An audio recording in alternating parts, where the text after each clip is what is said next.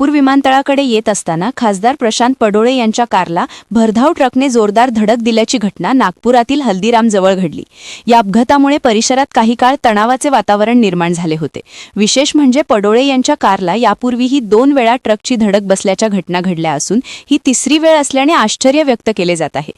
मिळालेल्या माहितीनुसार खासदार पडोळे हे भंडाऱ्याहून नागपूर विमानतळाकडे जात होते। त्यावेळी हल्दीराम परिसरात भरधाव वेगाने येणाऱ्या ट्रकने त्यांच्या कारला धडक दिली।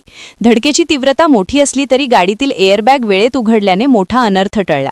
या अपघातात खासदार पडोळे सुदैवाने सुखरूप बचावले असून कोणतीही जीवितहानी झालेली नाही।